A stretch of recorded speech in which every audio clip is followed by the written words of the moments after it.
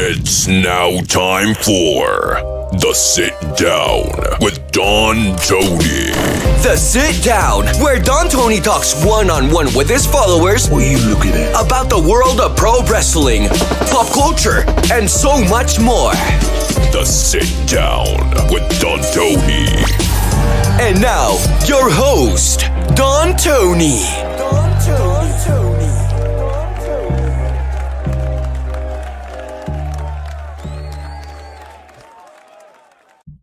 Yeah, I'm a chooch. I'm doing this during NXT Battleground, and I'm doing this during AEW Double or Nothing. It's Memorial Day weekend. I didn't feel like staying up until 1 o'clock in the morning watching wrestling. Decided I'd rather hang out and chat with all of you for a little bit. Doesn't mean I'm not going to watch the stuff. Yeah, I got the Goodfellas glasses on. You ever saw the movie Goodfellas? Towards the end, Robert De Niro, those glasses, I couldn't find my regular glasses, so this would have to do for tonight. Don't be a chooch. We just wanted to share something. Cool little thing. I have been going through boxes that I haven't opened probably over 10 years. In my garage, I have boxes upon boxes. Little quick story. It has to do with Kev. Little quick story. My parents used to live in Middle Village, Queens. That's where I grew up. And they sold their house about 15 years ago. No, actually, I take that back. About 10 years ago. They had bought another house, and obviously, what happened with Sandy and everything, but it took them a while to sell their old house. So they sold it about maybe 10 years ago, 11 years ago. And the thing is that one thing that I always regretted about my parents was that when they were getting ready to do the closing, I wanted to walk into the house one last time. The last time I have been in that house was before probably 9/11, maybe a year or two after, but not much because I live where I live now. So I always told them, I said, listen, before you do the closing, I want to go by, I want to walk through the house one last time. I want to walk through the yard. All the times my parents were in Florida and I would sneak girls in the yard with my friends and we would hang out acting like we were millionaires even though we had nothing. My parents had all the money. They're like, fuck you, DT, you get nothing. So I had to steal it. Just going through, the house, the basement, and they never let me do that. They did the closing, and I always regretted that. And whenever I drive through my old neighborhood to visit friends, I always drive up my block, and I always have the temptation to want to stop, ring the bell, and, ask them if I could walk through the yard or something. I know it sounds weird, but I grew up in that house. That was my life. So anyway, fast forward to now. When they moved everything out of the house about 12, 13 years ago, there was a bunch of stuff in the garage that was mine. And my dad's like, what do you want me to do with all this stuff? I said, don't throw it out. I said, I got a lot of stuff there. I don't know what I still have. Please put it in boxes. So he put it in like 6 giant egg boxes. And those boxes, for the most part, have been sealed for the last 11, 12 years. Now, since I've been putting up old episodes of DTKC and Minority Report and all the other stuff in the vault, I wanted to go through those boxes and see if I have any old hard drives, which I found too, and to see what other stuff, and I found a lot of wild shit. I've only gone through 3 boxes so far. I got 3 more boxes. Old plates, I got 2 disposable cameras that I never developed, that I'm curious to see what's on them. But going through one of the boxes, I found him. I found Kev. This was the old DTKC bobblehead set. And, I thought I had thrown them out a long time ago. So I finally found the bobblehead of Kev. So Kev goes there. Just figured I'd share the story. We're not supposed to be softies here. We're supposed to be assholes, right? How's everybody doing? I see a lot of comments about the Knicks. Yeah, I mean, listen, can't say I told you so, but I thought they were going to lose probably in 5, maybe 6, but probably 5. I just feel they're one player short. This feels, like I know most of you out there aren't as old as me, but this feels like the Mets from 1985. When I was a Met fan, I'm still a Met fan, but when I was a Met fan in the 80s, and they started to get momentum when Darryl Strawberry got promoted in 83, Doc Gooden got promoted in 84. They signed Keith Hernandez in 83. They signed Gary Carter in 85. You felt like, okay, they're one player away, and they ultimately signed Bobby Ojeda, and they got rid of George Foster. I think he claimed racism at the time. I kid you not. I think there was a couple of accusations that he wasn't treated the same way because he was black. Listen, that's what I remember from back then.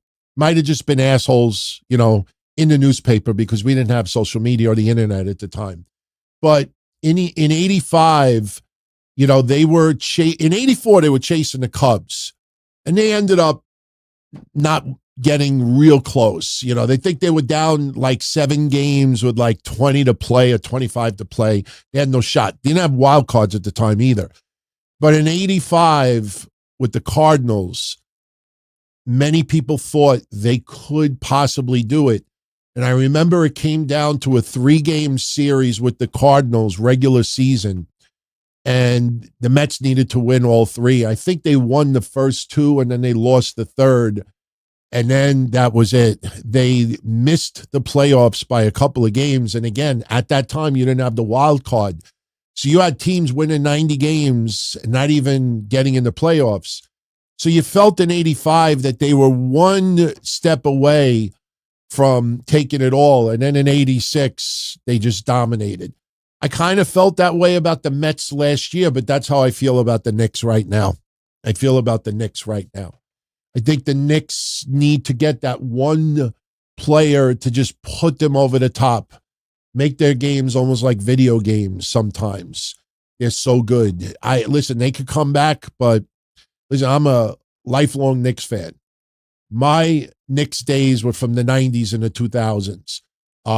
Not as big of a fan as I used to be, but I still root the shit out of them. And I don't want to see them lose, but I'm also very realistic about it. And I honestly thought they didn't have a shot with the Pacers. So right now they're down 2-0. Maybe they could try. Listen, here, little consolation. 86 Mets won, 116 games, whatever it was. No, actually, I think 108 games. I think they were 108 and 54. No, yeah, that might have been. Well, anyway, they lost the first 2 games of the World Series to the Red Sox. They lost the first 2 games of the World Series to the Red Sox, and then they went to Boston. And then Lenny Dykstra hit a home run in the first inning against Oil Can Boyd, and that was it. It was no turning back for the Mets. That is true. So the Mets were down 2-0 going into Boston. So, all right. What's on the agenda for tonight? Now, I don't know if we're going to go 2 hours. I honestly think tonight might be better suited for a 1-hour show, maybe a little bit longer, because tomorrow's Memorial Day, and we will definitely do a show tomorrow night as well. I do want to open up before we get into questions, and I see somebody already poking the bear about something. Yeah, that's going to be an interesting discussion, but about Saturday night's main event and the meaning behind the thumbnail for this episode. I'm going to tweak it for Monday, and I'm going to turn it into where it says, instead of ruthless aggression, I kind of call it pointless aggression right now with John Cena.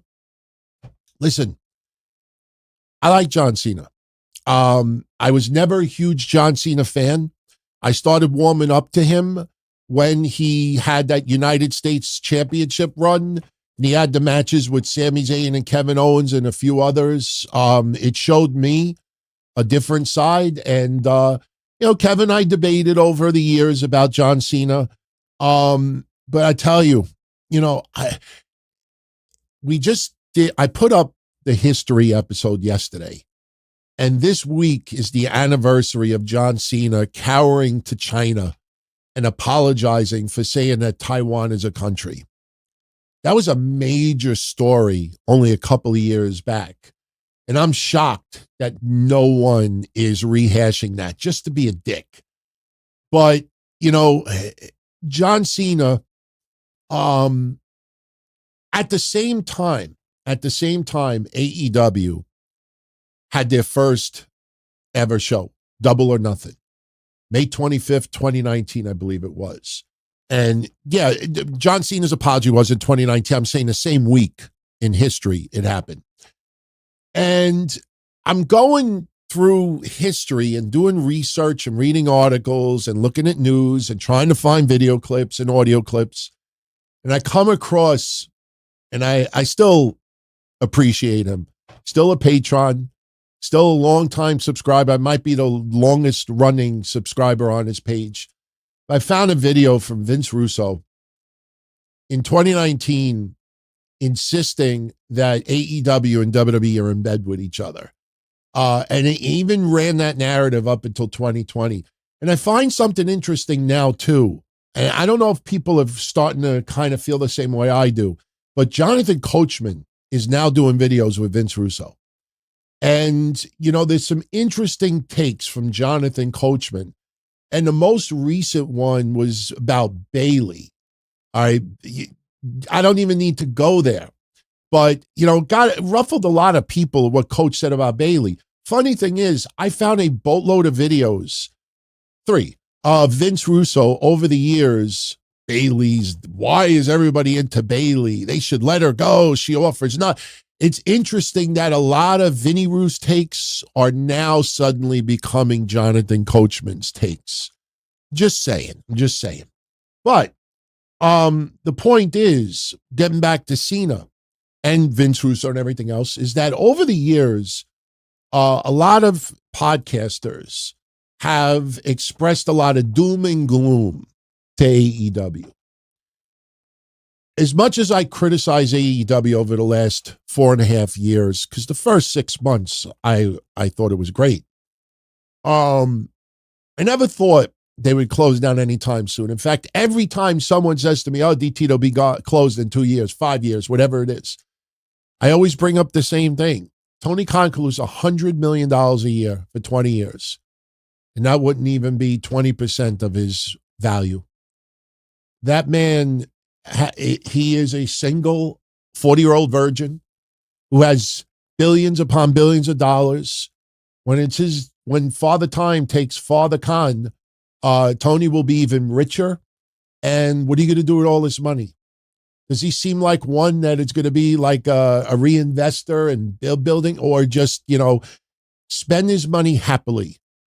So, you can't take it with you. There's an old saying.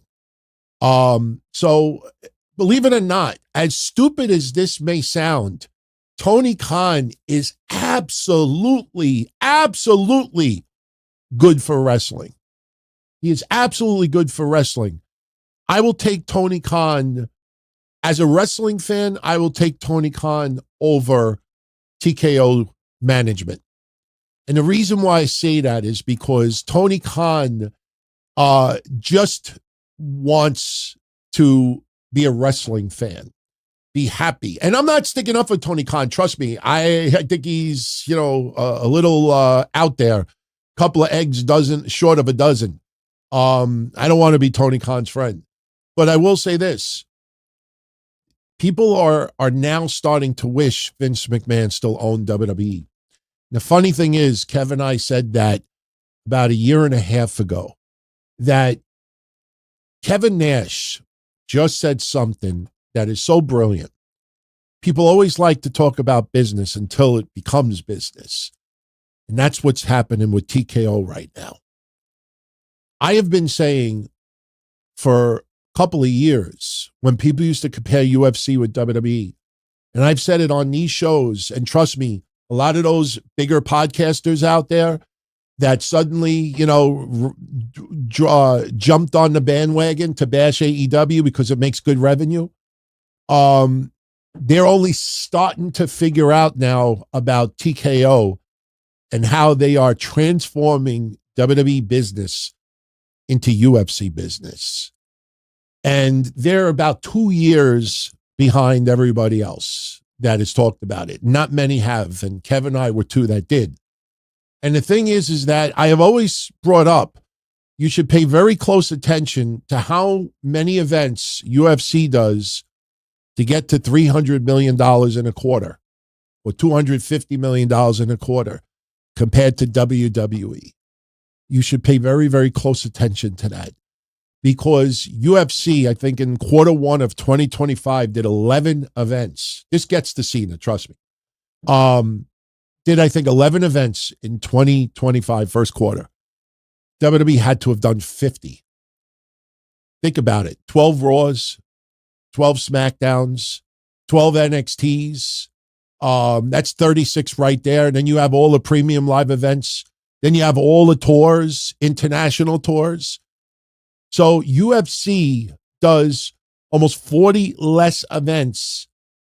And I honestly think they also sell much less merchandise and still get the 326 million or something like that. WWE got 350 million. But look at how much WWE has to do to get to that number. And I've been saying for a year and a half that slowly TKO is going to start morphing WWE business template to the UFC business template. Less events, less people, higher prices, premium this, premium that, advertise this, whore WWE out for this, whore WWE out for that. We're going to promote ice cream. We're going to promote X-Lax. We're going to promote insurance. We're going to promote crypto. We're going to promote beer, soda, wine, chicken nuggets, chicken fingers, chicken legs, chicken heads.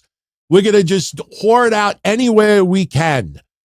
We'll get into bed with anybody that is going to get us money, that is going to get us social media influence. You cannot take ISO Speed and put him in an MMA ring. I mean, because he will get killed. All right. Jake Paul may be a little different. All right. But the point is, in a WWE ring, you can make any social media influencer look like $1 million, whether they beat somebody up or they end up taking a spear. In wrestling, you could take anybody with value and turn them into bigger value. So people now just are starting to realize what the hell's going on. The ticket price of this, $10,000 for that, $20,000 for that. Yeah, wake up. This has been building for a while. And honestly, I think John Cena doesn't want to be a part of it. Yeah, he'll be an ambassador for WWE, but this is not Vince McMahon's WWE anymore. See, the thing you need to realize, this is not sticking up for Vince McMahon, but the thing you need to realize is that Vince McMahon was a 75-year-old, old, horny, rich man. And as long as WWE made money, the investors were happy. And that's why the stock would be $60 a share, $70 a share, $80 a share, $65 a share. Signed the deal with Saudi Arabia, $100 a share. And that was their peak. That was their peak. That is still fucking tremendous. WWE being worth $8 billion is tremendous. That was good enough for Vince. Now you got TKO, Endeavor, purchasing WWE, the deal, and they merge UFC and WWE, and they form TKO Group Holdings. And now it's like, no. We're not a wrestling family. We are corporate. And we want to make this company twice as big at what it used to be. So now the stock is $120 a share, $140 a share, $160 a share. Might even hit $190 a share later this year. How the fuck are they doing that? UFC's success and WWE's success. See, TKO, there's a bigger environment now. This is not Vince McMahon who, gets laid and he's in a happy mood and let's give them a little bit more of this. So you look at John Cena. I honestly don't think John Cena wants to be part of this machine going forward. So get out now, still make appearances, no question, but retire. And I tell you this, and that's why I put the John Cena thumbnail out there. When John Cena said that Taiwan was a country, and China got pissed and demanded an apology, you don't fuck with China. He cowered down and apologized. Everybody in the world ripped him apart. Wrestling fans, news media, sports media, politicians. Just do a little Google history. Everybody was making fun of him. Not only did he just apologize, he had to do it in Mandarin. Because not only am I going to give you a hand job, I'm going to go full blown. I'm going to lick your anus. I'm going to play with your family jewels. And he's out there going, ching, chong, ching, ching, wong, ching, ching, ching, ching, ching, and I'm not trying to make fun of it. I'm just saying, this motherfucker did it in Mandarin because not only did he have to apologize, he had to cower to them. You see Pat McAfee, the social media machine that he is. He's an American. And they go to Canada, and the Canadian fans are booing the American national anthem. And he says, why are they booing it? And what happens? Some Canadian fans and people get angry. The next day he cowers down because these people don't have the balls that you think they have.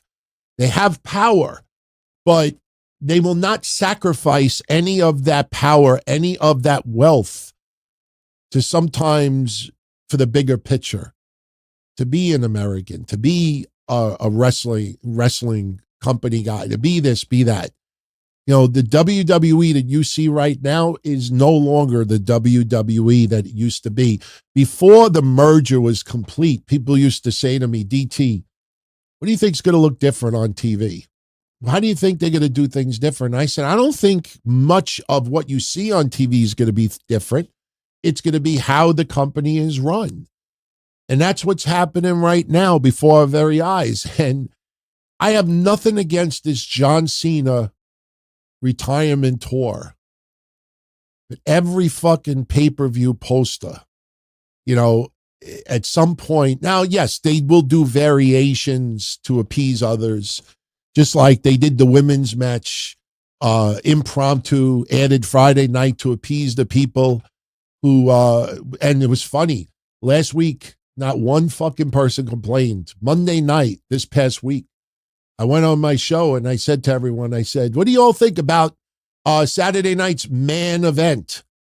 Now, I'm not one of these that women have to be 50-50. It's whoever is entertaining me at the time. If women wrestling is entertaining me more than men's wrestling, let the women have even more time than the men. I just want to be entertained. I'm not going to simply put people out there because of their genitalia. I'm going to put them out there because they're entertaining me. And WWE cowers, and let's just put a women's match out there just so people can't say, where's all the women's matches? All right, we ain't stupid. They could have simply advertised that match a week ago. Why didn't they advertise it into the day before? Is that fair to Chelsea Green and Zelina Vega? No. But the thing is this, you look at what's happening right now. And I say to myself, what would 2025 look like if John Cena was not retiring? Like, you have Roman Reigns gone. Cody Rhodes, and please do not twist my words. I said on Monday, I thought this week's Saturday night's main event was going to be the best one we have seen in years, and I still agree that way. It was an excellent Saturday night's main event. It's not a pay-per-view, all right? I could tolerate John Cena fighting R-Truth in 4 minutes. These people losing their shit online. You're wasting Cena appearances. You weren't a Cena fan in the first place. Shut up. They wasted 3 Cena appearances on R-Truth. From last week's SmackDown to this week's SmackDown and Saturday night's main event. They lost 10% of Cena's appearances in 2025 because he had 30. Not even a Cena fan. Shut up. This doesn't apply to you. Since you're not a Cena fan, be happy that it was only 4 minutes long. But the people that should matter, Cody Rhodes made his return. On Monday, we were pondering, will Cody return at Saturday night's main event? He did. Good. Sorry, everybody. I took time off, but I'm back, and we've seen enough. This Cena, this is going to end. So how does it end? We're going to let you have the championship till at least SummerSlam. Because at Money in the Bank, I'm not going to challenge you for the title. I'm not going to win the briefcase and then take the title from you. I'm going to do a tag team match. That's why I have the thumbnail. Because if I wrote that Japanese writing on that thumbnail, it is up to you if you want to try to translate it yourself. But it is an apology. And his apology, it has to do with WWE. Because John Cena don't need to apologize for this very, very lame heel turn that had involved Travis Scott and The Rock. It's like, you know what this was like? This is like a TV series with a pilot with veteran actors in it. And the pilot airs and, the show's got promise and everything. And then he decide, we'll keep that template for an episode or two. And then we'll just, for the hell of it, just have somebody disappear. Travis Scott just suddenly disappears. And Dwayne Johnson suddenly disappears. And you're left with this. And then you realize where's the premise of this show? I put a thumbnail up a couple of weeks ago. Number of clusterfucks remaining, John Cena, 6. Now you could change it to 5. Because at least until SummerSlam, this is how they're treating the undisputed WWE Championship. They retired Roman Reigns' Universal Championship. Keep that lineage the way it is. But this corporate machine, you have John Cena as the World Heavyweight Champion, Cody Rhodes in storyline, Seth Rollins in storyline, Roman Reigns part-timer. Roman Reigns working on the treadmill right before WrestleMania. I'm not a part-timer. I'm not a part-timer. I'm not a part-timer. WrestleMania happens, he's gone. And fucking Cody is gone. And he comes back. We're going to stop this nostalgia now. We're going to have a tag team match. Pop all the air out of the balloon. John Cena is going to have this belt at minimum until SummerSlam. I do not believe for 1 second John Cena will have that championship by the end of the year. A lot of people think, he'll retire as champion or he'll lose the title in December and then he'll go. No, I think he's going to lose the title by the fall of this year. And then the storyline will take a shift. And then by the end of the year, John Cena's a good guy again. And John Cena will look at the fans and say, no matter how angry I got at you, you still cheered me. And all is forgiven. Just like last night. We're supposed to forget that Cody Rhodes allows Travis Scott to help John Cena win the belt. And not only that, I still can't get past Travis Scott potatoes him, busts his eardrum, gives him a shiner. And Cody Rhodes, he gets his hands on Travis Scott. Just suspension of disbelief. I'm going to beat the fuck out of this motherfucker. No, I'm going to give him Crossroads. That's really manly of Cody Rhodes. In storyline, the guy that fucking wimped you out and did all that to you and even said he was going to make you his bitch at WrestleMania. You get him in his hand. I'm going to hit my finisher. So please spare me, but this is very, very lame. Roman Reigns is not around. Cody returns and is going to allow Cena to keep that championship at minimum until SummerSlam. And look at Jey Uso. Look at Jey Uso. Why is suddenly John Cena getting physical with Jey Uso? Well, because number one, at Money in the Bank, Jey Uso don't have to defend the championship. He doesn't have to defend the championship anymore. Oh, well, you look at that. Right after that is Night of Champions. Night of Champions. Gee, the World Heavyweight Champion is Jey Uso. The undisputed WWE Champion is John Cena. You think Night of Champions we will have John Cena versus Jey Uso? No titles on the line. You're going to have Money in the Bank tag team match. Cody Rhodes might pin John Cena. There's no belt on the line. Jey Uso's going to have that belt until the SummerSlam. And John Cena's going to have that belt until SummerSlam. Now, I'm not criticizing Jey Uso's run, but where does that leave Gunther? So you think about Cody Rhodes and the mindset of him returning and allowing John Cena to keep, not even trying to take the belt back from him. Gunther, oh, very nice, June, whatever. I'm going to take on the winner of Logan Paul, Jey Uso on that Raw, which you know Gunther ain't winning that. And then he will have to get, preoccupied with someone else, and suddenly he's out of the picture. And now they're pushing the idea that Seth Rollins wants his belt back. So you have Jey Uso soon to be feuding with Seth Rollins again. And then you realize, wow, we're going to be 9 months into the year. And you feel like there's been no progression whatsoever. Nice to see Bronson Reed back. I have no problem with him aligning with Seth Rollins. Seth Rollins, when he was a heel, aligned himself with people that he feuded with. And let me tell you something. The enemy of my enemy is my friend. And Seth Rollins, that's pretty much how they will sell it on TV. Bronson Reed blames CM Punk for the injury. And Seth Rollins, they're both of them. They're not friends, but there's a bigger picture here. And that's fine with me. And having them under Paul Heyman's tutelage too, that is a good thing. Definitely fine with that. But I tell you, get used to what you're seeing.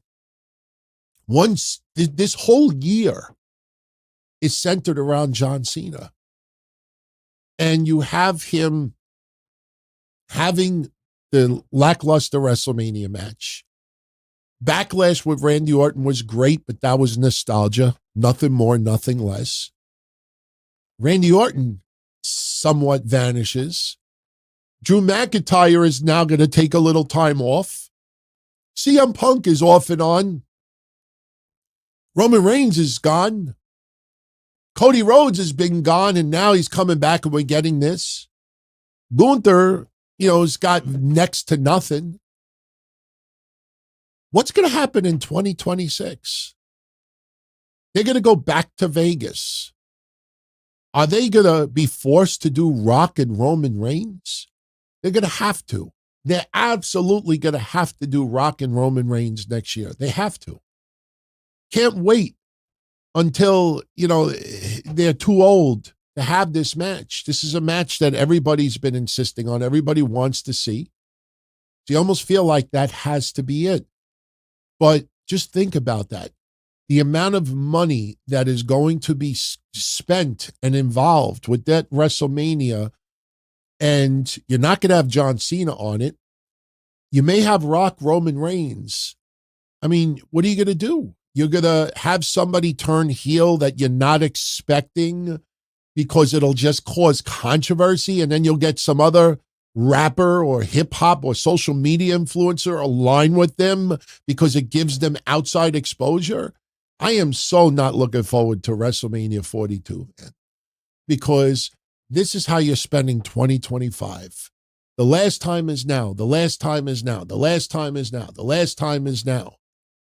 That's what they have pretty much put their eggs in that basket for this year. I'm still going to enjoy WWE because, remember, as much as they are focusing on that, it's a very small aspect of the overall shows. We still have a shitload of other wrestlers that hopefully could take this and run with it. A year ago, who would have ever expected the feud with Drew McIntyre and CM Punk to be that good? When you look at Jey Uso, no matter how you feel about him as world champion, you look at a year ago, we're coming off of that god-awful match of Jey Uso versus Jimmy Uso. And you think about it. I mean, some wrestlers have definitely picked that ball up and ran with it. But boy, this year it feels a little bit different. And they are really, really focusing on a small group of people out there. Is Raw dominated by Seth Rollins, Bronson Reed, Braun Breaker, Sami Zayn, Jey Uso, and occasionally CM Punk? Is that enough?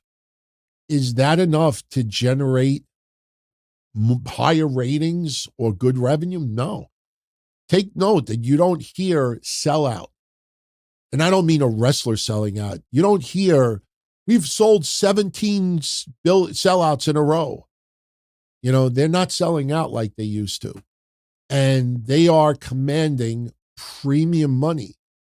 And what they're doing is they're slowly sifting out that casual wrestler that, wrestling, WWE's around. Oh, let me go check out the show. Oh, kids, you want to go see WWE?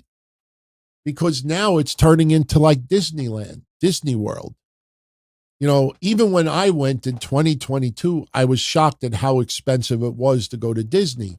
But obviously that was my honeymoon and, we were going to go. But now, even 3 years later, Disney is like twice the price. For one day, a family of four has got to spend almost $1,000. So now Disney is no longer, hey, you want to go to Disney today? Unless you have an annual parks pass, unless you are a resident and you're just, this is now like special occasion or nothing. So, and listen, I want to say one last thing before we get into questions. This report, nothing personal against Dave Meltzer. Still support him. Given me too much over the years for me to just totally turn my back on him. But this report that WWE is going to go to Vegas on a regular basis, but not every year, that is 1,000% yes. There ain't nobody from Nick Khan to Triple H to the Chamber of Commerce in Vegas. There's nobody that is going to speak to Dave Meltzer this early. He didn't know about that before New Orleans was no longer WrestleMania. Suddenly New Orleans is no longer a thing, and suddenly, let me get on the phone. Oh, look at this. WWE's going to be going to Vegas forever. Every 2 years, every 3 years. You talk on both sides of your mouth. They're going to go there on a regular basis often, but not every year. So you can take Meltzer's story however you want, but no one told him this. This is his analysis. All Dave Meltzer has to do from now on is add the word analysis, opining. All he's got to do is add the word opine to what he does, and that's fine. That's it. Now it's, okay, this is what Dave Meltzer projects or believes or thinks. That's fine. That's an opinion. you value his opinion or you don't value his opinion. But when you put it in a newsletter, people expect it to be news. And that's Dave Meltzer's biggest problem in 2025. He puts things in there and he takes it and plays it that it's news. And then you realize it's not news. It's opining, it's analysis, it's an opinion piece. Plain and simple. All right. We gotta answer Tommy D. He was kind enough to send a 10 spot to the cause. Thank you, Tommy. All right. And a lot of people are gonna be like, ooh, juicy coming. He heard my last Patreon show, and he publicly wanted to send a fuck you to Brian Last for not allowing the post about Kevin. I had no idea that happened, and that is cold. Brian refused to let others mention it. All right. For those that don't know what this is about, on Thursday's Patreon show, one of the questions that came in, and I don't want to say the person's name because I don't want him to get any heat on Jim Cornette's Facebook page. But when Kevin passed away, apparently Jim Cornette's Facebook page, when you want to post a thread, it's got to be approved by moderators before it's posted. Someone who's been a longtime supporter on that Facebook page posted a thread, rest in peace, Kevin Castle. Kev's a pioneer doing this. Kev supported, everybody out there. And apparently that post was never approved on that Facebook page. So this person messaged the moderators at Jim Cornette's Facebook page and said, why wasn't my post approved? I just wanted to pay my respects to Kevin, and others out there that may have heard him before do it as well. And the person responded to him and said, Brian Last rejected the post. So that's what happened. So it was never posted on that page. So Tommy heard me talking about it and is now saying, fuck you, Brian Last. Listen, I said this on Thursday, and I'm going to say it again here. The reason why I believe that Brian Last turned it down is because, and this might sound cold, and I'm not defending Brian Last to Jim Cornette. I'm just telling you why I believe it is what it is. Jim Cornette is a legend. Listen, for many, many years, I despised the man. Listen to the early intros of Breakfast with Blassie. I used to say some derogatory things about him. So let's make that clear. For many years, I was not a supporter, right?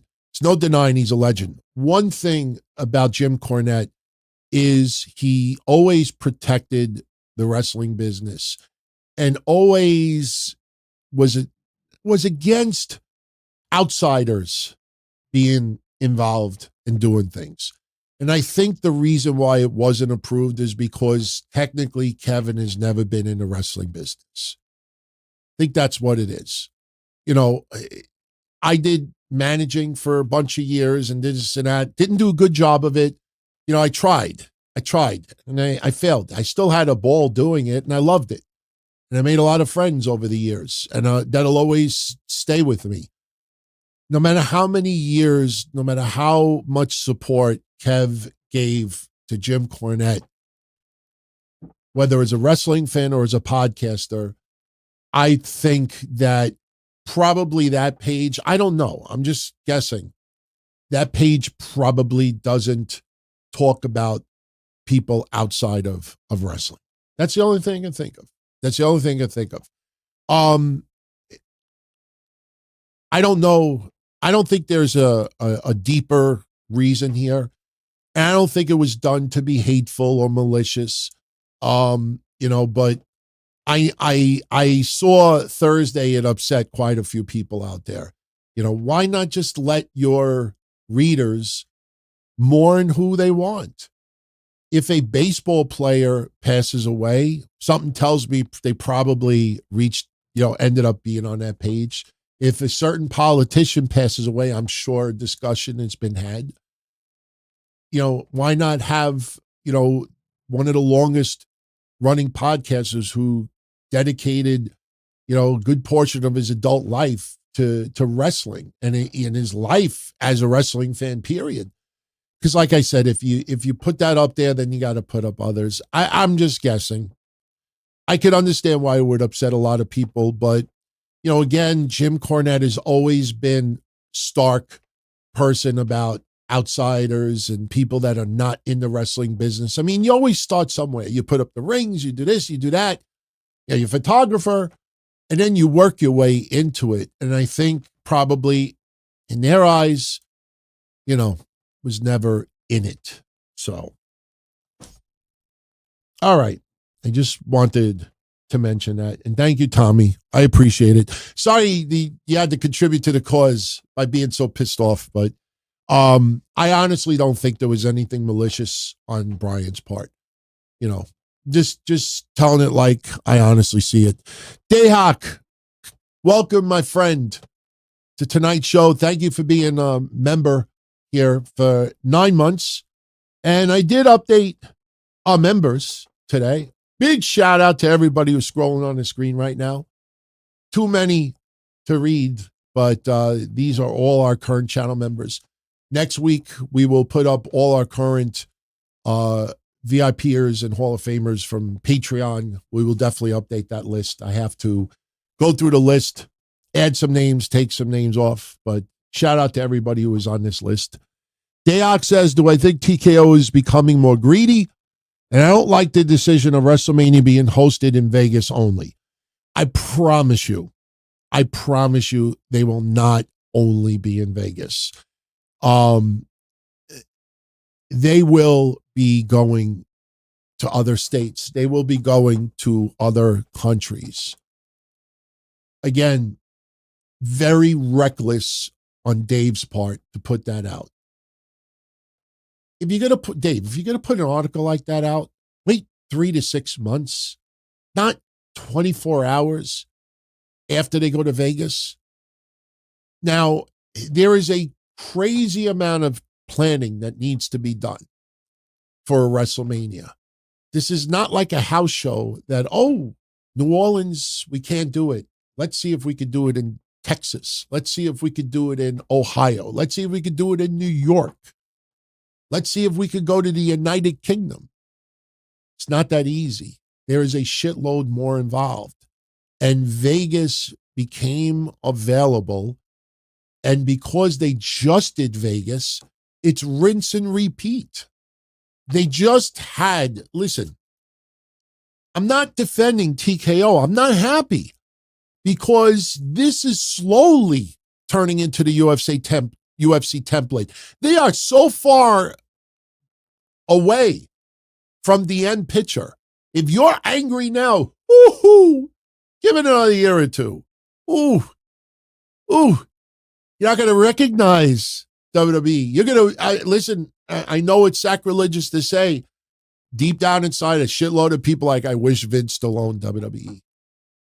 Because WWE wouldn't try to be as big as what they are right now, but as long as they were profitable and as long as the investors were happy and as long as Vince McMahon was getting laid, everything is good.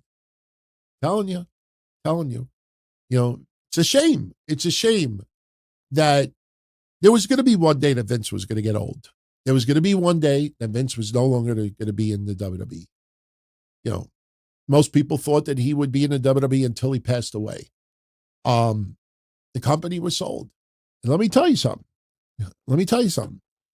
If 3 to 5 years from now, WWE can't simply throw MJF in there and, whoever else and replace the Roman Reigns and replace the John Cena and replace the Randy Orton and replace the CM Punk and maybe replace the Seth Rollins. if you can't fill those bodies, there's only so many Pat McAfees and Logan Pauls that you're going to be able to put out there. They're going to have to, they're going to sell the company. Do not be surprised 3 to 5 years from now if WWE can't fucking maintain this and it starts to decline and investors start to see concerned. Do not be surprised if TKO looks to sell WWE. WWE is going to turn into like what Nikki Bella is going to be 20 years from now. Nikki Bella will probably have 4 husbands, 4 or 5 husbands. She will go on the rebound and date this person and get married and date this person again. And I'm not trying to, listen, I'm just joking. We could use anybody you want. You use anybody you want. That's what WWE is. WWE, you'll see. It'll get sold. In your lifetime, I bet you WWE gets sold at least one more time. Bet you. Unless they start streamlining and they start, developing. Listen, it's great what's happening in NXT. It's fucking spectacular. I mean, we love Stephanie Vaquer, Julia. You look at Lola Vice, and you look at Roxanne Perez, and you look at Trick Williams, and you look at some others in NXT. Tell me right now, who in NXT do you see in 3 to 5 years being a main eventer in WWE that they can fucking sell out Vegas? Obafemi? Ethan Page? Not disrespect to them. Obafemi's going to be a superstar. Ethan Page is great. But when you're looking, you're like, Braun Breaker, yeah, takes 2 to tango. You're like, who? When you start thinking about it. It's going to be really interesting to look at WWE 5 years from now. And believe me when I tell you, AEW is celebrating 6 years. 5 years is closer than when AEW first started. 5 years from now, it's going to be really interesting to see what WWE looks like. So, no, Dayhawk, I don't think TKO is being greedy. They're businessmen. It's all corporate. It's all business. Everything's about bottom line. For Vince, it was all business. But Vince was wrestling. And Vince saw it in a wrestling point of view, sports entertainment point of view. And you have, that's why, again, I'm never going to be one of those guys that is going to say that The Rock is this unhinged maniac that is so self-absorbed that he was going to ruin Cody Rhodes' 1.5 year long story so he could win a belt and then retire the belt because he's got to leave to do MMA and all this other stuff. No one is ever going to convince me that Rock is some unhinged, selfish maniac, that WrestleMania has got to be all about him or nothing. Rock is a very, very, very smart businessman. Very, very smart businessman. And he is not, he's kind of like what Russo was with TNA 15 years ago. Pretty much what it was. Blame Russo. But Vince Russo had nothing to do with it. I don't care. Blame Russo. WWE gets sold. And Tony Khan is still labeling WWE and Will Ospreay as well. I tell you, let me just tell you one funny thing about Will Ospreay. Extremely talented. Everybody's getting triggered lately about all his comments about WWE. You know what's fucking funny? I have been doing a history show now this year, and we're up to week 21. You would be shocked how many years Will Ospreay has been talking about WWE. I saw an interview from 4 years ago. Will Ospreay, I don't want to go to WWE. I'm not interested in WWE. I don't think that's what he has been negative, somewhat respectable, but talking down about WWE for many, many years. It's just now because he's in AEW, people are taking notice of it. What's been saying now, nothing new. Methinks says, Methinks thinks that the Saudis are going to own WWE. Yeah, that's definitely a possibility. Absolutely. You see that they're trying to do this UFC deal with Saudi Arabia. Let me tell you something. The amount of money the Saudis have, all they got to do is, no problem. Yeah. I own WWE. That could happen. Absolutely could happen. 5 years from now, the Saudis could own a shitload more than you think. Pretty fucking scary to think about. So, all right. We'll stay a little bit longer. We're already going an hour, but we'll stay a little longer.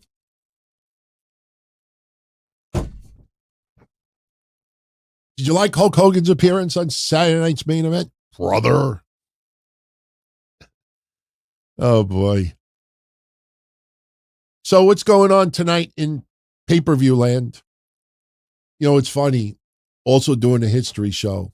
It was a couple of years ago that we had NXT TakeOver 25.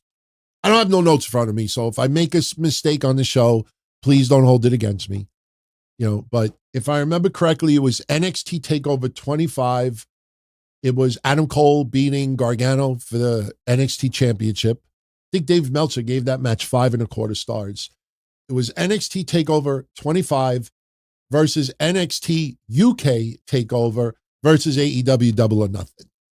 I don't remember what year it was, but it was a couple of years ago. I think it was all three of them.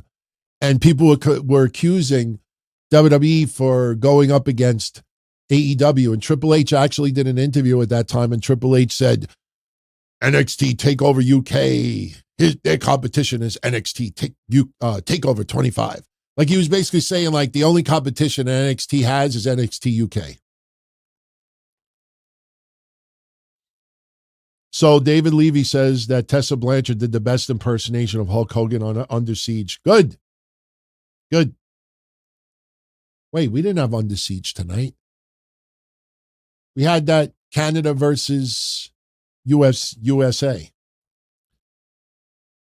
Mr. Webb says for the last 7 years, he has not been into wrestling. You know, the Bloodline storyline was freaking solid. And, you know, listen, there's been a few storylines the last couple of years that have dominated. And again, you look at Punk, McIntyre, you look at Punk, Rollins, you look at the Bloodline, you know, even some elements. Dominic Mysterio's been fucking tremendous. They have and listen, I think Brock Lesnar's coming back sooner than people think. Brock Lesnar, and I would not be surprised if Brock Lesnar has something to do with it. How would you all feel? Just throwing this question out there. How would you all feel if Brock Lesnar came back sometime in 2025 and did the Kofi Kingston, the Cena? Brock Lesnar F5s him, beats him, takes the title. I'm not saying it's going to happen, but would people be cool with that? Jimmy Fingers, thank you very much for the 5 spot, Jimmy. How do I feel with the Wyatt 6 return targeting the tag team division? I'll believe it when I see it. Dexter Lumis, I think he's better with a tag team partner. I just want the Wyatt 6 back. I want him back. I don't want him to just be another faction on TV. I don't want them to come out with Legado del Fantasma vibes. This was supposed to be much bigger picture. This was supposed to be about Bray. This was supposed to be about they lied. This was supposed to be about the land of the misfit toys that were not treated the way they should have been. And now suddenly all that is taken away. Triple H has done good, but I'm sorry, I still believe the biggest disappointment or failure in 2024 was the Wyatt 6. Because they turned that 3 months of QR codes and bunnies and lights dimming and playing random songs and doing all this stuff. You took 3 or 4 months of that shit. And then you finally debut them, and each one gets a cameo on TV. Each one is sitting in a chair talking about how they were abused, misused. Bo Dallas, I got you. Come to me. Got you. Then they turned into the bully police. We don't like Chad Gable. We don't like the Final Testament. We don't like the Miz. They turned into the bully police. Triple H, you totally took this salami. Seriously, this was Bo Dallas's ass prior to. This is Triple H creative, and this is Bo Dallas's ass. When everything was said and done, yeah. When everything was said and done, yeah. Like, wait. Yeah. When everything was said and done, this was Bo Dallas's ass before the Wyatt Six debuted. This was Triple H's creative idea, and this is what Bo Dallas's ass has turned into. Somebody's got to clip this and put it on Twitter. Oh, getting water all over me. I only have boxers on. Don't worry, they have buttons. So the Wyatt Six, just do them right. Do them right. Let's see what they do with Cross and some rumored faction that he's going to be involved with and getting the opportunity. It's going to be really, really interesting when the book comes out. I'm very excited to see where this goes. But again, until it happens, nobody knows. I'm really excited to see where it goes, but what happens, nobody knows. I'm fine, Jimmy, as long as they're being utilized the right way with the right reasons. So they do, Bo Dallas, they do sell cream for that, by the way. I think it's called Desitin. Kevin Milwaukee says if WWE has gotten this much juice out of the Joe Hendry already, he would love to see how they would produce Dalton Castle's ring entrance. Of all the indie guys, I could see him in the WWE the most. I don't see Dalton Castle connecting with the WWE universe.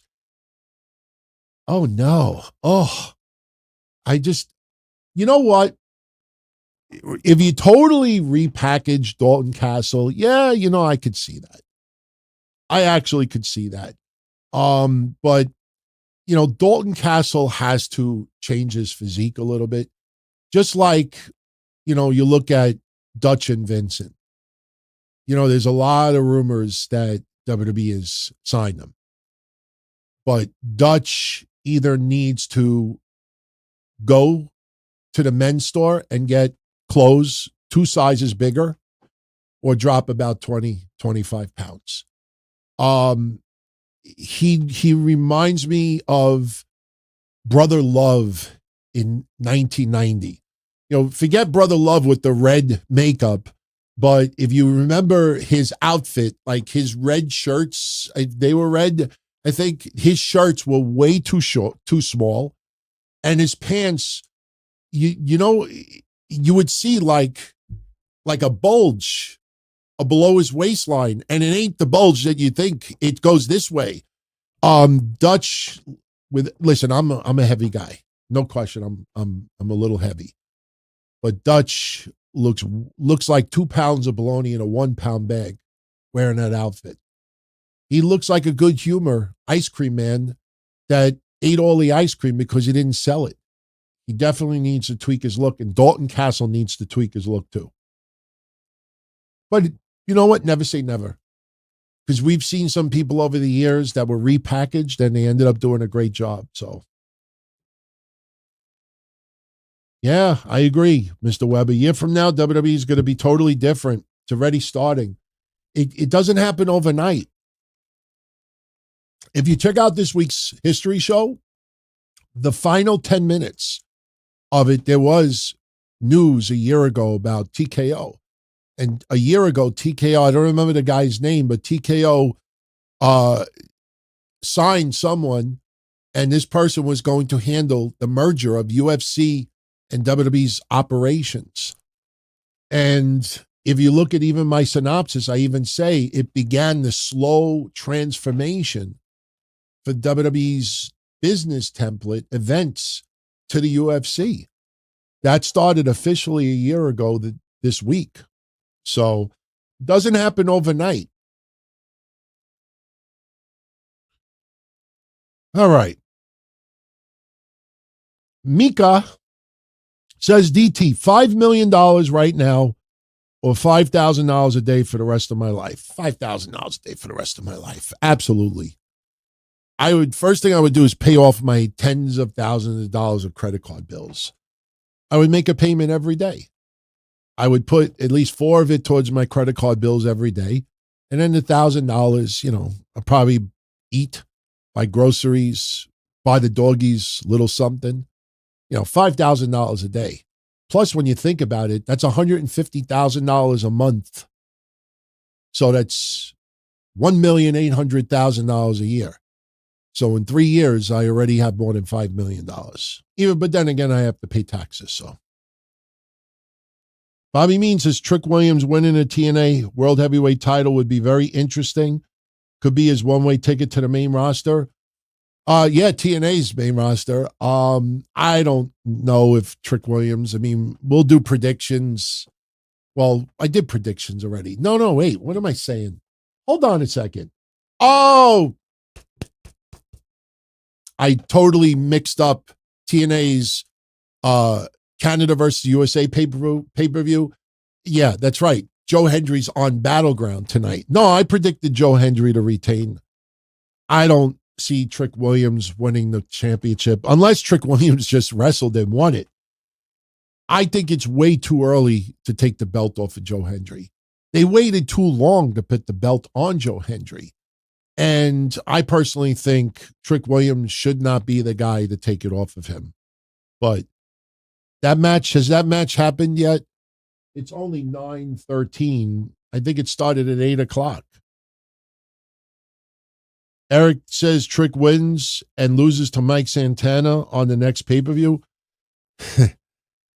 Listen, I know this is fucked up, but I think of what Kevin and I used to do. We never, ever, ever said something like just to make somebody feel good if we felt otherwise. Mike Santana's a homeboy from our neck of the woods.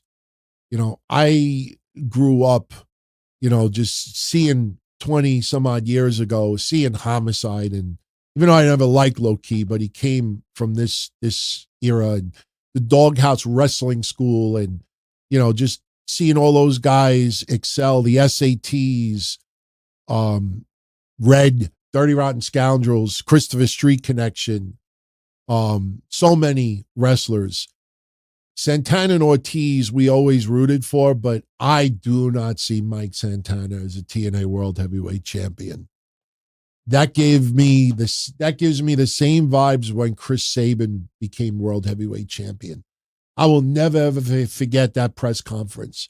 Chris Sabin comes back from, I think, career-threatening back injuries, and I think it was the back, and he wins the championship. And he did a press conference like a couple of days later. I have the audio from it. And he's talking on this pedestal. You think that Dixie would have paid people just to clap and go, yeah! And Chris Sabin is he's got the TNA World Championship next to him. And he's talking about how, he never thought he would, people doubted him, and he had all his threatening injuries, and he fought, and he clawed, and he trained, and he did everything he could, and he is finally here, and he is representing everyone as World Heavyweight Champion. And I hear crickets. There was this awkward pause, and he's like, all right. And I'm like, oof, that was painful, but it's a great memory to look back on. Yeah, Nick's already getting pounded. They're already down 16 in the second quarter. Yeah, they're going to, listen, 4 or 5 games. I said 5, maybe 6, but I honestly never thought it. I hope I'm wrong. I would love to come on this show next week and people like DT, you are fucking wrong. I'll be like, you know what? I'll take it. They're down 13 at the half. So what do we got as far as match results so far? Give me some match results. I'll give you some quick reaction to it. We're going to wrap this up in about 20 minutes. So we still got some time. It's like my friend used to say, take your time, but hurry up. And I swear to God, one of my friends used to say that. Take your time, but hurry up. Mercedes Moné, she won. I honestly, listen, if you heard my predictions Monday, I said Mercedes is going to win. But I had to go against the grain and say, let Jamie Hayter be the first. Mercedes has never lost a singles match in AEW. She's getting the Sting run only in the women's division, and she's younger. Stax defeated Tony D'Angelo. Interesting. Maybe Tony D's going to go to the main roster. Who else won? FTR won? That doesn't surprise me. They just turned heel. You can't have him lose this soon. Match was very scrappy. Ricochet's in the middle of a bloody ambulance match with, I almost said Gerald Briscoe. Mark Briscoe. Listen, Mark Briscoe is like their R-Truth. We're going to be honest. I mean, listen, we miss Jay. We wish the Briscoes would have had a run in AEW. Mark Briscoe is that guy that even if he loses, the fans still love him. Mark Briscoe is someone who puts hard work into it, works his ass off, but loses about 80% of his matches. I think Ricochet absolutely has to win that one. Like, what does Mark Briscoe gain from it if Ricochet loses? What does he gain from it? Suddenly he's going to be in line for something? No. Yes, if everybody's enjoying the show, hit that like. Subscribe if you haven't done so already. We'd like to get to 40,000 subscribers. It's kind of disappointing to see people out there with 60, 70, 100,000 subscribers, even though they're down to like 900 views an episode on the queue. And nothing against them, but yeah, you see some channels that have the plaque in the back. The plaque in the back. They got more plaque on their teeth right now than the plaque. And then you see 900 views on an episode. So one day we'll start building a little bit more here. Like I said, once the history shows are done, then we'll have a lot of extra time that we could dedicate here. In fact, I'm already making that announcement. Once we're done with the history shows this year, YouTube will start expanding. We'll start putting singular clips on there. So when someone searches, is Hulk Hogan a racist? We'll be right at the top of the list. How come nobody in the media wants to ask Hulk Hogan? Why do so many people think you're a passive racist? Bobby Means thinks that Jordynne Grace might leave with the belt. Yeah, if she steals it from Stephanie Vaquer after she retains. I don't see Jordynne Grace winning yet. And I have a feeling someone else may come out there, either during the match or right at the match ends, to try to shift the attention a little bit. WWE likes to do that. Tranquilo says, nobody roasted Hulk Hogan as good as Kevin Castle. Listen, I have several regrets over the years. I regretted making fun of Jim Ross's Bell's palsy early on. We don't need to revisit that tonight. I regret Kevin and I never launching www.hulkhoganitsfullofshit.com. We were going to launch that 15 years ago, and we got threatened with legal action if we did it. Somebody heard the show, told Hogan. Somebody else sent us an email. I still have the email saved somewhere, my Blackhearts NY email address. I still got that email address. And they're like, this is just fair warning that if that launches, that you will receive a legal, however it was, for defamation. And Kevin and I were like, yeah, we can't afford to get lawyers. So, and we were going to launch, I'm not proud of this, but it would have been interesting to see how it would have ended up. It's not politically correct anymore, but 15 years ago, we were also going to launch uglydivas.com. And we were going to just showcase just the ugliest women in wrestling. But then, I looked down and I was like, DT, you would be happy with even Mae Young if she showed a little attention your way. So I was like, nah, we can't be disrespectful to the ladies. But it was an idea. It was an idea. We never did it. I can't be disrespectful to the ladies like that. I mean, we can criticize when someone gets way too much Botox and somebody looks like a goldfish. They get too much plastic surgery. I think you need to address it. When someone gets emaciated, I think you need to address it. Not proud of it, not happy about it. I have faults too, but that was definitely, we thought about it like, nah. But Hulk Hogan is full of shit.com, because you see on YouTube over the years, you see the people with the millions of views exposing Hulk Hogan's lies. We were going to do that on a website 15 years. We were going to do so many things early on and we didn't do it. It wasn't that we were lazy. It's just that we didn't have the time, man. Tyrese, thank you for the 2 spot. He says, Cena taking the Crossroads looked so goofy. Listen, at least he is not doing what Seth Rollins used to do.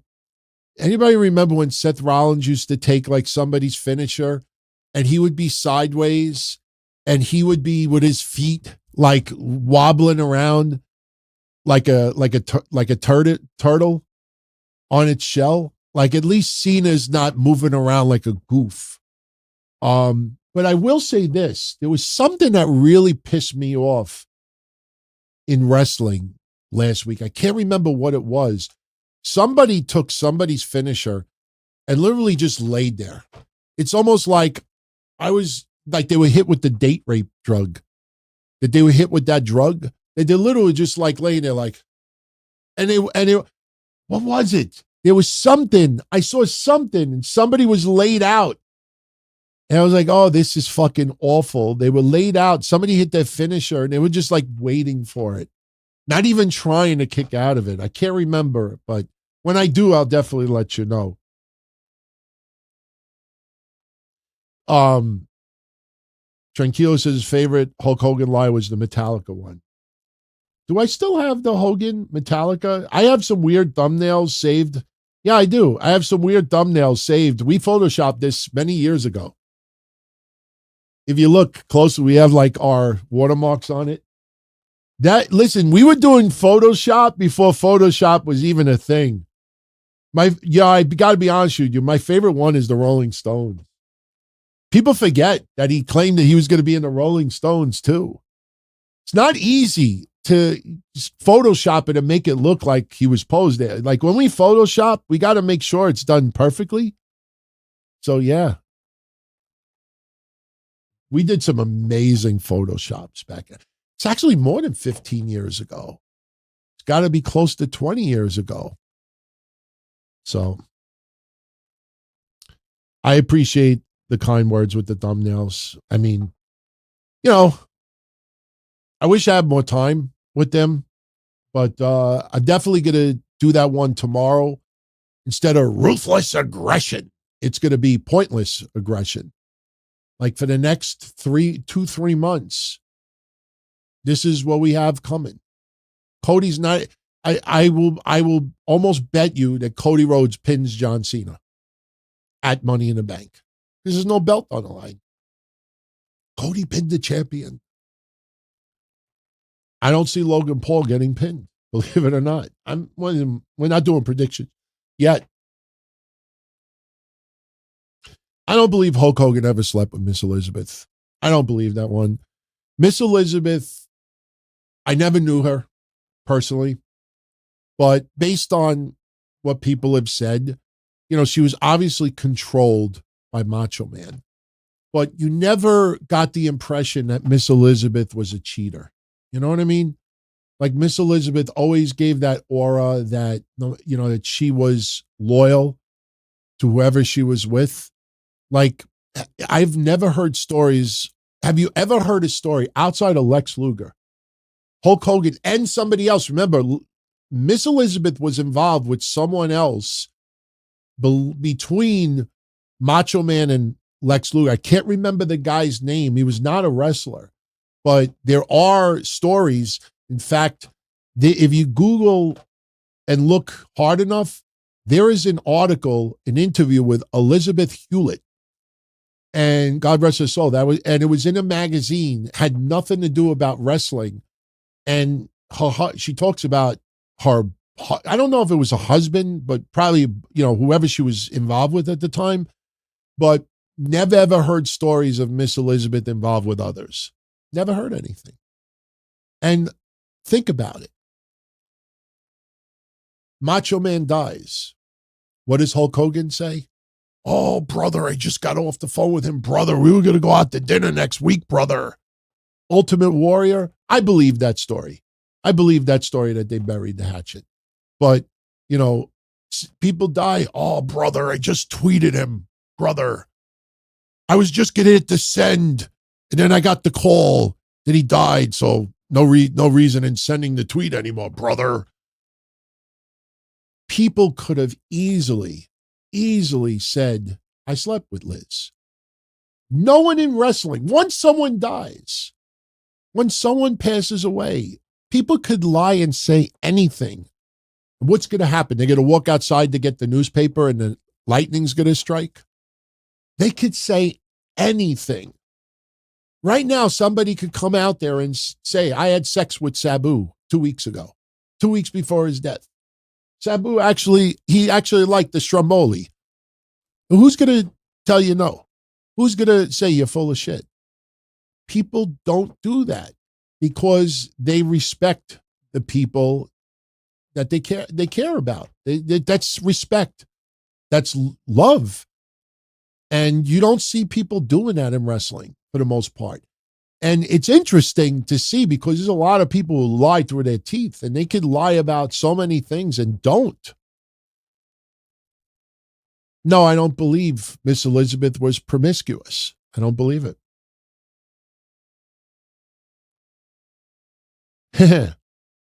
Elizabeth, many people forget, had already split from Savage before their on-screen marriage. Yeah. They were split for quite some time. She had a life outside of wrestling, but then, she came back. And unfortunately, listen, I've always said it, unfortunately, abusers, narcotics, they come in all shapes and sizes. Shoplifters come in all shapes and sizes. People see somebody, really clean cut, beautiful, and it would be like, no, you're not going to tell me that person does this or this person does that. It's because you usually only see the real ghetto people out there. Those are the ones that everybody focuses on, But now for YouTube hits, they look for the uber beautiful women. Model gets arrested for stealing $1,000 in Walmart. In the past, you would just put any ghetto person on. Now you look for the people that you wouldn't expect. All right. Twig says, what was on the poster Flair had at WrestleMania 8? I don't remember. If Flair was supposed to be on it, then they had the falling out, and then they had to improvise. Is that the poster that he's talking about? That might be it. I know Ric Flair was advertised. Then they had to readjust. Remember, there was something with Ultimate Warrior too. They had something. They readjust. This stuff gets put out months and months and months before they do. And listen, about the WrestleMania 42, they had to make a decision now. It's not, a lot of people need to realize that when New Orleans became a problem for WrestleMania 42, and it was it was a legitimate reason. I mean, we don't know all the details yet, but, it became a problem. You can't just simply pick up the phone and call somebody in Houston and say, hey, is this available? Hey, just you got to think about the arenas. You got to think about lodging. You got to think about there are so many things that you have to think about that have to be planned maybe a year in advance. That's why, when you see WWE announce a WrestleMania for the following year, they usually do it a year to 9 months in advance. Rarely sooner than that. Understand that when they announce it to all of us, doesn't mean that they just signed the contract the day before.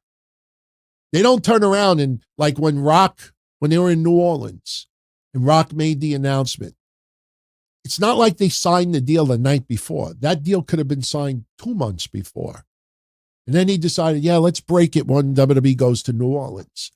So the fact that we're now approaching June, we're 10 months away, and you have to start figuring out what's our backup plan. Vegas became very easy to be an option because the building is available. The lodging, see, what Dave Meltzer was trying to focus on, and this is smart on his part, is that Vegas is a touring city. It's a tourist city. It's just like Orlando, Florida.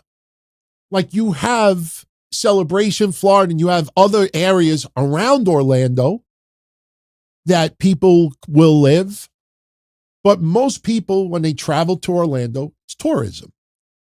So when you see New Orleans, you do have areas outside of, New Orleans, where everybody goes to party. There is residential neighborhoods. And there are areas outside of it. But for the most part, New Orleans, that center is for tourists. So when you think about Vegas, Vegas is a very easy option. It's easier than other areas because you see like New York City, Manhattan is a tourism area. But you look at all the corporate buildings, there are employees in there. You don't have tourists working for a day. You have people legitimately working.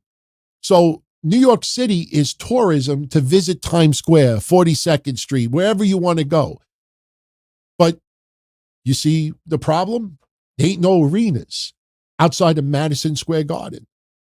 So if the Garden is not available, and, let's be honest, they're not going to make that kind of money at the Garden, that's not an option. So now you think, okay, maybe Jersey. Maybe you think of, the Jersey area where the Giants play. That could possibly be an option. But when you realize it, you look at the hotels and the airports, they're kind of a little bit of ways away off the highway. There aren't a whole bunch of wrestling arenas, little areas that so there's a lot of logistics. And I know WWE could care less about indie wrestling in the vicinity, but a lot of people that go to those indie shows also go to WWE WrestleMania. So when you think about why people focused on Vegas, it's a tourism area. So that is a much easier option. You can't 9 months away simply start calling other areas and say, is this doable? Is this possible? And then you got to think about a whole bunch of other things. There's a lot of other buildings they need to rent. There's a lot of lodging they need to inquire about. There's other events going on. There's a shitload involved. That's why Las Vegas is easier for WWE. And that's why Meltzer is saying what he's saying. But, just take that as opining. So, all right. We're going to start wrapping this up. We're about 90 minutes in. Like I said earlier, I will be live tomorrow night right after Raw. We will definitely get into a shitload of wrestling news. You know, I was going to do a wrestling news update tonight. I was actually going to do it this morning. I put up the history show yesterday. I was going to do the news update this morning, but then I thought about it. We have AEW, we have NXT, and we have TNA earlier in the day results. Then we had a couple other news tidbits, and I'm like, I'm better off waiting until Monday night show to talk about a few things. Plus, I would like to see a little bit of AEW and NXT before tomorrow night show. Tomorrow, I only have to work a couple of hours because it's Memorial Day. I'm just going to go in the morning. So I should have time in the afternoon to, skim through some matches. So we'll definitely be live, DTKCDiscord.com. Again, DTKCDiscord.com. We'll be live right after Raw. We don't wait 15 minutes anymore. I mean, we used to wait 15 minutes for Kev so he could, get situated and ready. Plus, he had a little bit more, going on. Totally understandable. Me, we just get right into it. As soon as Raw's over, we're right here talking about it. So, all right, let's get into a couple of more, and then we will jet. What kind of true belief would it take in the booking room for WWE to take Aleister Black to the next level swiftly before he loses steam? If I knew that answer, I'd be working for WWE. Aleister Black just came back. It's only been a couple of weeks. They look at Miro. Miro so far is just Otis and this Monday Tozawa. That's it. Tozawa there'll be a memorial for Tozawa tomorrow. They're going to take their time with Aleister Black. He'll start feuding with someone and hopefully it'll catch on. Just because somebody is not being used properly in AEW doesn't mean that they suddenly will catch fire in the WWE. I'm not saying that Miro, Aleister Black will not catch fire, but the thing is, I always bring up Indy Hartwell as my example. When Indy Hartwell at one point was my favorite female wrestling in NXT. And then Gargano was there on WWE's main roster. And then they had Ciampa and Candice LeRae. And suddenly there was hashtag give Indy a chance. And I hated it. And I was like, do not put it to the main roster. You're going to put it to the main roster, and then people are going to want to see her unite with Dexter Lumis. Like, she ain't going to leapfrog a whole bunch of women. And, she had some opportunity, but it never really clicked.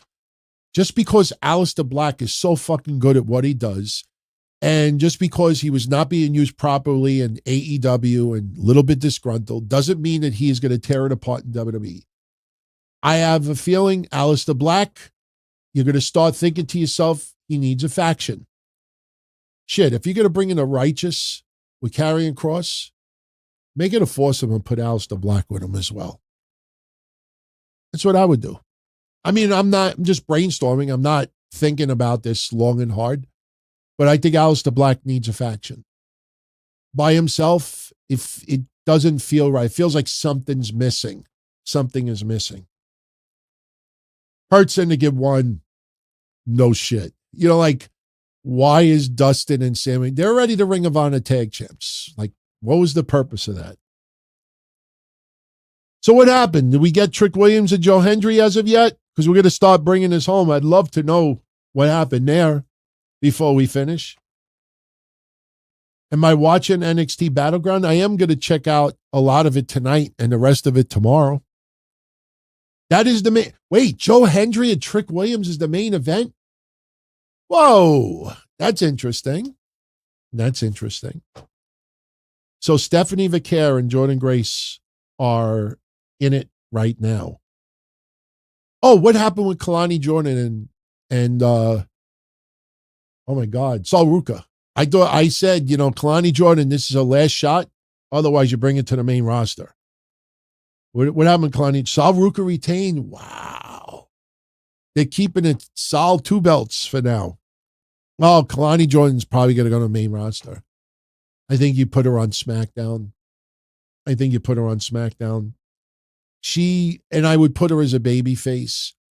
Kalani Jordan, she's got that very young, cute look about her that I think, I don't want to compare it to young Bailey, but Kalani Jordan, it feels like SmackDown needs that young, cute baby face that could work and has a little charisma to them. Kind of think she would actually fit quite nicely in NXT. All right, Rojo Bear says Stephanie retained. Yeah, I kind of figured that. Just let me know if someone comes out like after the match or something. I'm just curious to see if somebody comes out there to try to shift a little attention away from Jordan Grace. We'll probably see a sign of respect as well. I think we'll see a little sign of respect. So far, a lot of the outcomes are pretty much what we expected. For the most part. I'm a little surprised that Saul Ruka retained. Unless, like I said, Kalani Jordan goes to the main roster. SmackDown will not remain 3 hours. It's just too much. It's too much. Speedball versus Okada. I said this about Speedball on Thursday's Patreon. It's funny, when Speedball was killing it in TNA, not World Heavyweight Championship material, but doing a great job in TNA, nobody really said anything. Shows up in AEW and people are just ripping him apart. I've always said this about Speedball Mike Bailey. Guy is really talented. But to me, his character looks like an extra from the 80s movie The Karate Kid. Like some extra, like you just want to see get beat the fuck out of. Like he looks like a 1980s Karate Kid wannabe. I just never got into Mike Bailey. Talented, great at what he does, definitely adds to that roster and puts on a performance. But just still, he looks like an 80s Karate Kid extra. Just never ever got into him.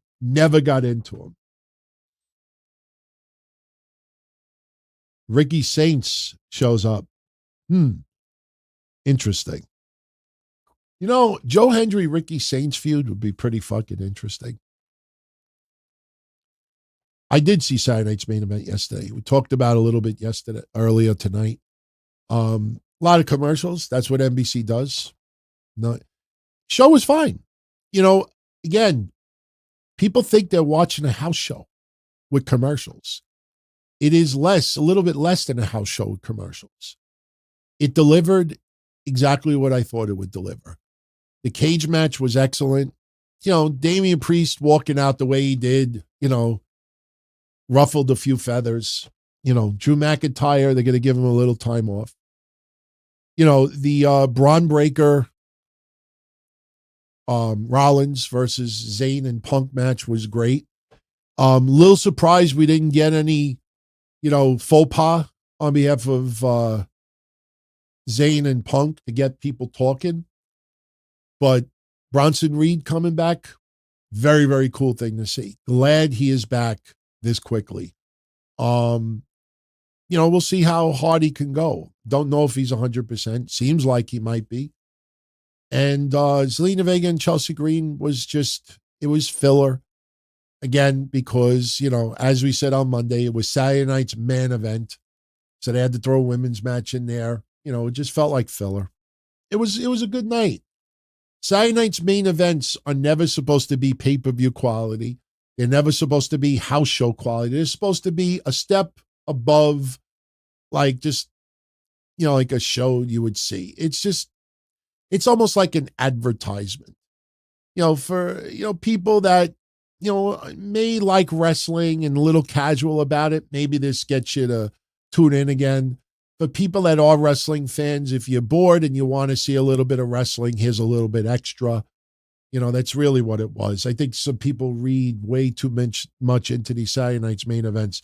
That's why after Cena and R-Truth, I was reading like heavy criticism by some people online. I'm like, whoa, this isn't like Backlash. This isn't a pay-per-view. Like, chill out. This is just, Saturday Night Wrestling. All right. It's time for us to jet. So I want to thank you, as always, for joining me. Once again, I will be back tomorrow night right after Raw, dtkcdiscord.com. And we'll do the same schedule this coming week as we have done last week. And I just want to thank everybody for the support. For everybody who won their contests that reached out to me, I already hooked up everybody with their prizes. Much love again to our great channel members here on YouTube. I acknowledged you earlier. I will acknowledge you again. Big shout out to our Patreon family. And definitely appreciate everybody's support. It definitely, especially on Mondays, there is a huge void. It's not just Mondays. It's just even during the week in conversation, I miss the big guy. So happy that I found his bobblehead over the weekend. That was something that I honestly didn't think I was going to find, but very cool to see the bobbleheads back together. So, I'll take it. By the way, for our Patreon family, I am going to reach out to Trez this week to see if she wants to come on next week. Not this Thursday, but next Thursday.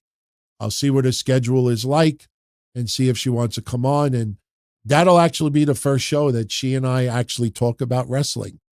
So we'll see. We shall see. Don't want to make any guarantees, but we'll definitely work around her schedule. So thanks, everybody. Much love. Catch you all in the next one. Be well. As far back as I can remember, I always wanted to be a podcaster. For me to live any other way was nuts.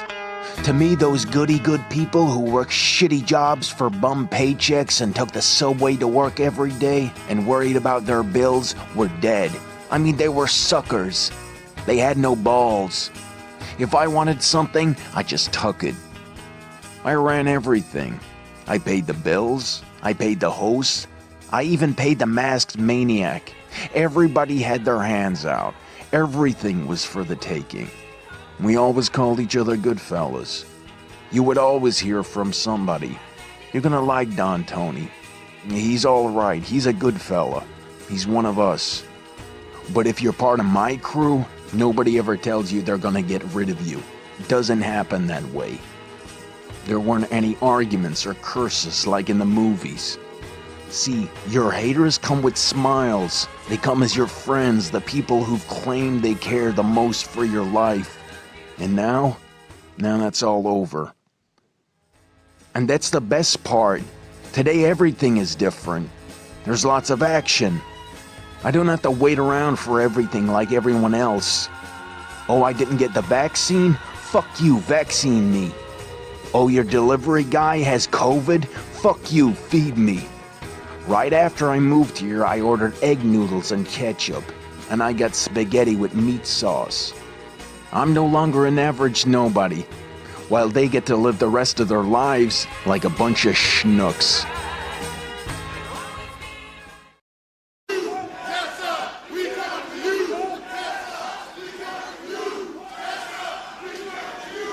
Well,